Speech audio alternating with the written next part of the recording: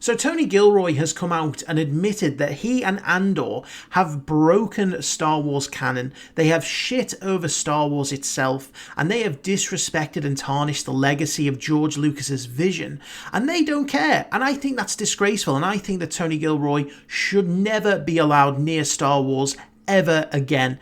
Yes, I'm being facetious because, as I've just mentioned there, in a recent interview with Happy, Sad, Confused, Tony sat down and talked about the origins of K2SO. And I want to point out the hypocrisy of people who this time, 10 months ago, 9 months ago, when the Acolyte was on our screens, who released video after video after video of how just because Ki-Adi-Mundi was in the show, that broke canon. And you saw a million videos talking about how canon is so important and it was the most disrespectful thing they'd ever seen. And yet now we've got nothing, radio silence over, a character who I would argue is more prominent, more popular, and more important than Ki-Adi-Mundi, having their backstory changed. There is radio silence from these people, and again, it highlights the whole hypocrisy around the outrage of true canon and, people breaking canon. Now, just to talk about the actual interview itself. So as I say, it was released yesterday. Happy, Sad, Confused sat down with Tony Gilroy. It's a fantastic interview. He talks about the origins of the show. He talks about how the pandemic really made the show change in nature because, they couldn't sit down and do the original 5 seasons as planned. And he talks through inspiration for all the different characters. And again, talks about the kind of inspirations he took for the story, the rise of a rebellion, how fascism eats its own. And yes, he does say that the Empire is fascist. I've had some pushback, interestingly enough, from people to say that, well, the Empire isn't fascist. And it's kind of like, no, it definitely is fascist. And Tony Gilroy here does sit down and admit exactly that.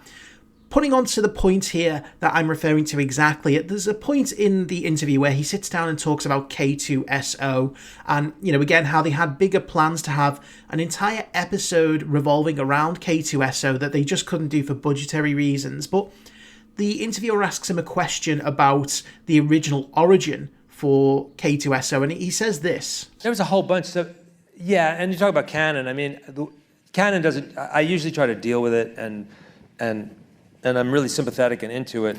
I was annoyed to find out that somebody had, in the interim between Rogue and that, had written an origin story for K2, and it's like, no, I'm not paying attention to that.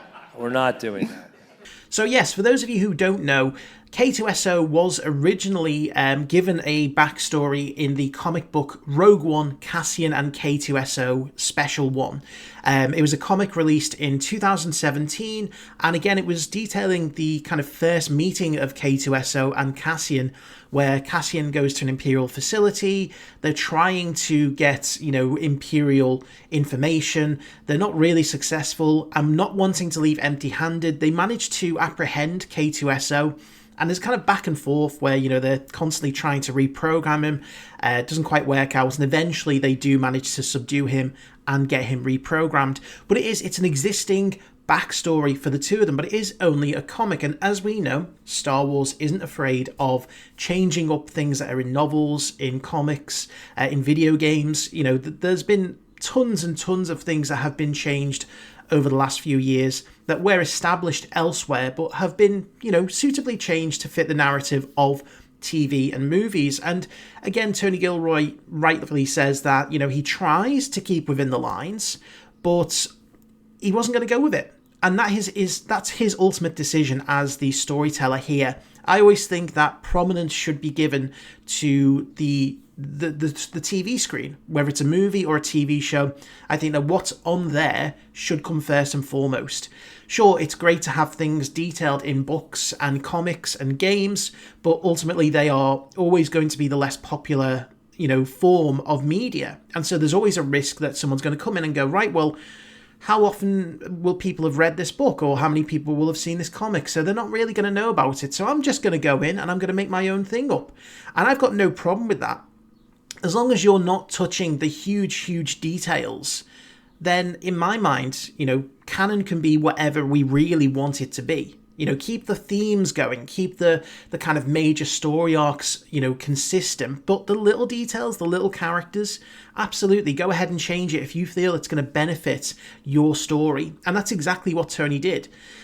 So again, I just kind of want to take some, time to point out, where are all these people who, when The Acolyte came out, and don't be wrong, I'm not sitting here saying, oh, this redeems The Acolyte, or The Acolyte was a great show. Anyone who saw my reactions back then knows that I was at best lukewarm on that show. There was a lot of stuff that I didn't like. Some stuff I did like, but I kind of got really frustrated with people nitpicking at small things to, kind of rage bait. And it's like, Ki-Adi-Mundi doesn't matter. It really is. It's insignificant in the wider kind of narrative. There are bigger problems than Ki-Adi-Mundi. And, now we've got a show that's almost universally loved. No one's mentioning the fact that canon has been broken. Because, hey-ho, as it turns out, people were just doing it to grift. And, whenever that happens, whenever it's exposed, I will gladly take the front seat and say, here we go, this is where you've been proven just to be a grifter. You don't actually really care that much about canon. It just doesn't suit your narrative right now to point it out. Because someone's come along, made a very competent show, made a change that makes sense to fit their story. Where is everyone? I'm not hearing anything. So, again, go check out the interview. It's really, really good. It goes in depth into a lot of things. It's an hour long. And, Tony's a great kind of, a talker. He goes in depth in some things, although he won't touch Rogue One, which, again, he had involvement in Rogue One. And there's so many questions around that movie that I think so many people have in terms of, what was it like originally? What changed? All those little nitty, gritty details that we want to know about. But, it's really good just to get an insight into his inspirations and, kind of just see what he was thinking about, what could have been. Because, as I say, he goes into details about wanting to do it over 5 years, but just not having the time or the budget. And as he rightly says, actors age. It just wasn't practical. So they forced it all into one season and, kind of made it work. So, by all means, go check that out. It is something, I'll link to it in the description below if you want to go.